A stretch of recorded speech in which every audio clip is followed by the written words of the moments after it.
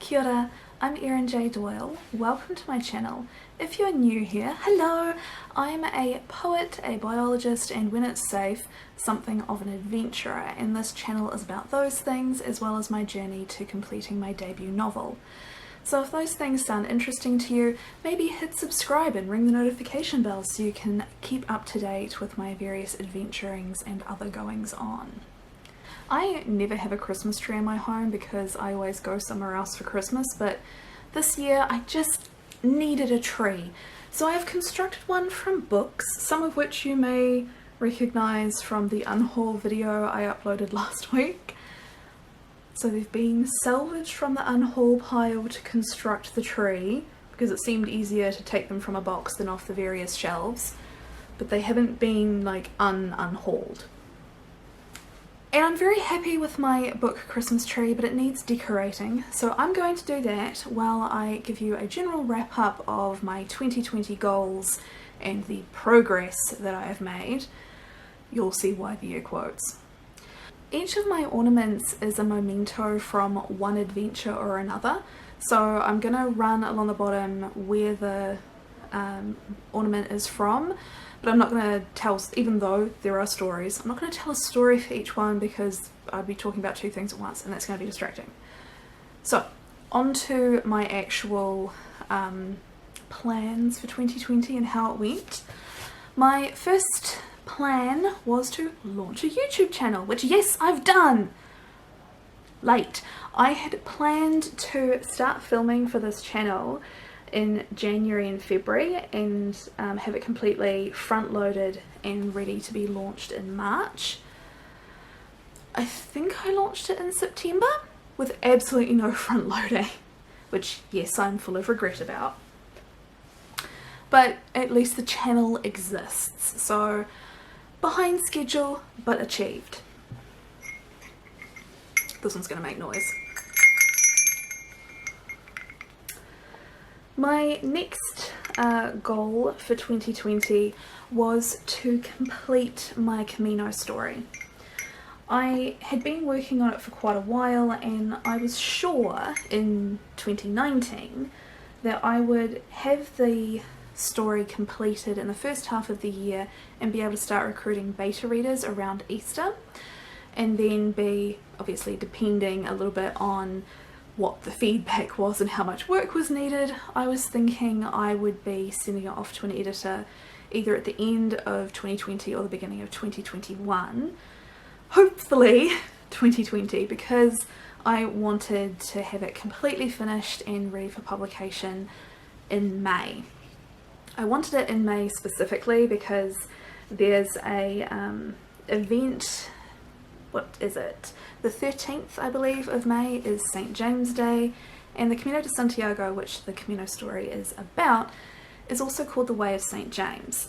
And there are societies called the Friends of St. James, which get together on St. James Day, and people come and talk about the Camino and generally promote their books. And I was like, oh, I could be one of those people. So I thought I would release my book right before St. James Day so that I would have published copies ready to perhaps sign, sell, etc. at the actual event, but still really close to the publication day. So I thought I'd probably publish it in the first week of May. That was the plan. So it should currently be completed, gone through beta readers, off to an editor. I'm still writing it, so that didn't work out. It was really strongly affected by COVID. So with New Zealand, what we had done, well, I should say in New Zealand, not with. In New Zealand, when we got up to, I want to say around 30 to 45 cases, we went into a nationwide shutdown, which lasted for 4.5 weeks.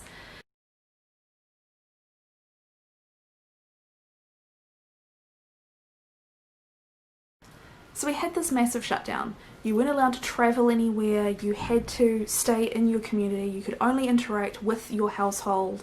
And I was like, I live in a teeny tiny one-room apartment. Oh my god, like that's not okay.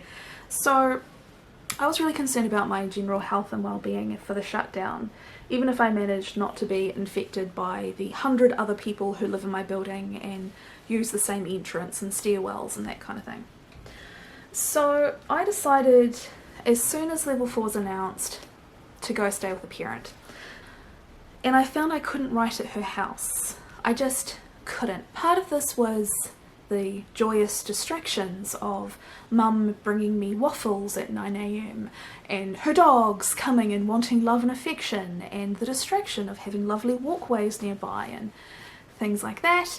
But it was also, I didn't have a working space at mum's place. Like, I had brought my work for work, but she doesn't have like a desk even. I was working at the dining room table. So it was just a little bit too hard. The other thing I had done, which you can kind of argue whether it was smart or not, I had only brought my work laptop with me, not my personal laptop, and none of my writing is on my work laptop. I keep the two very, very separate.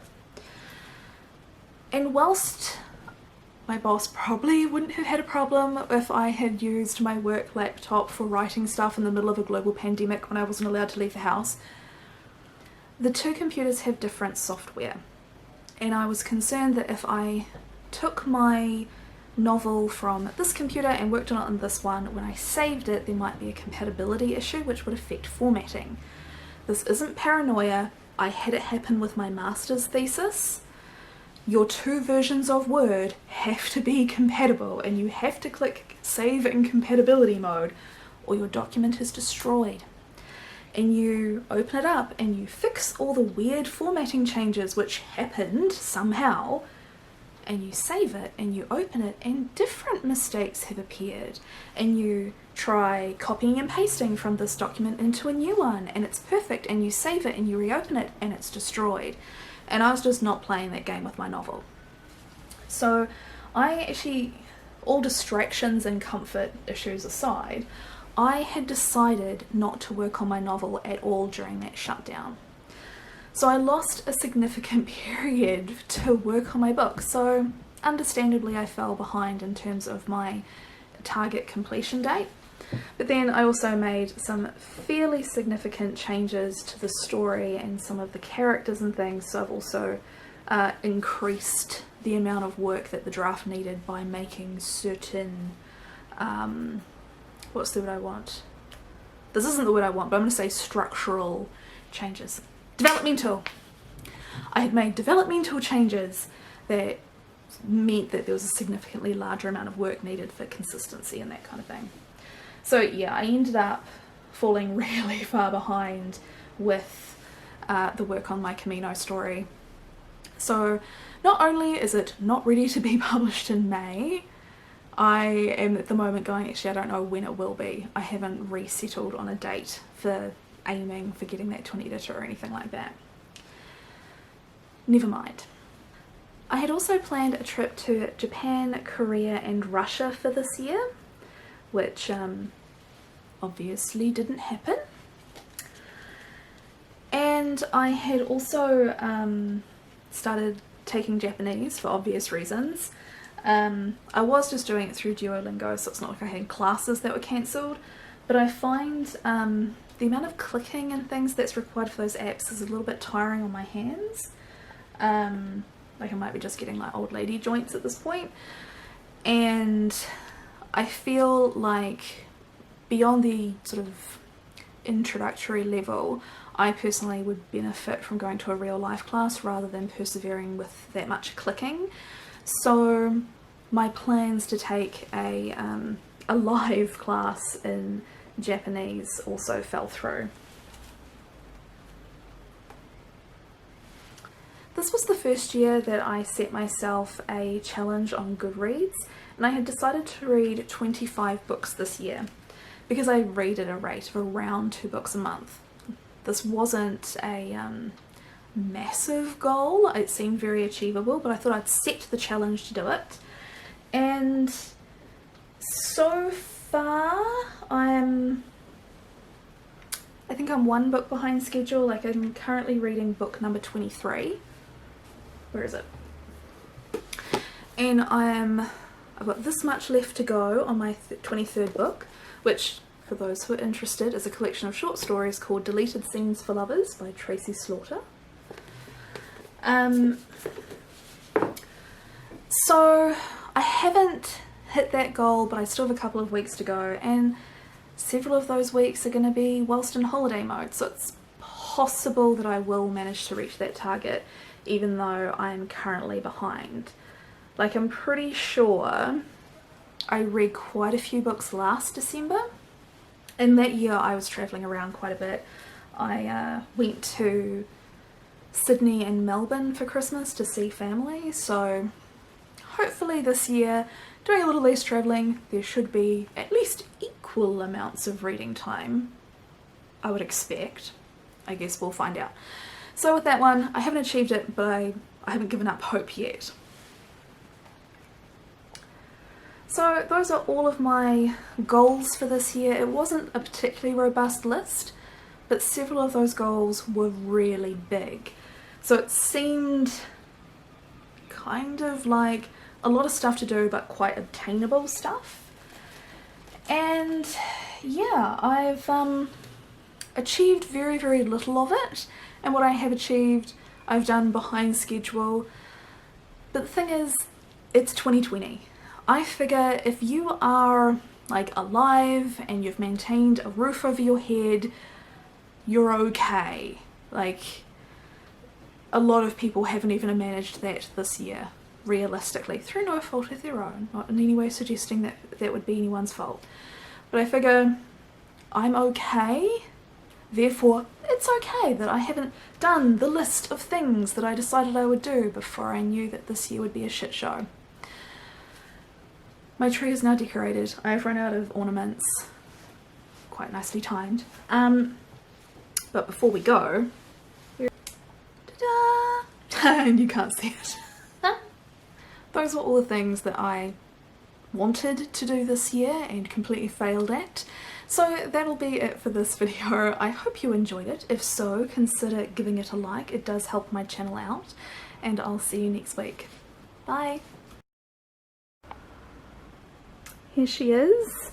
I've turned off the big light that I use for filming so the fairy lights can do their thing and not be being drowned out quite so much. Just ignore the packing material in the corner there. I save it so I can reuse it rather than just throwing it out every time.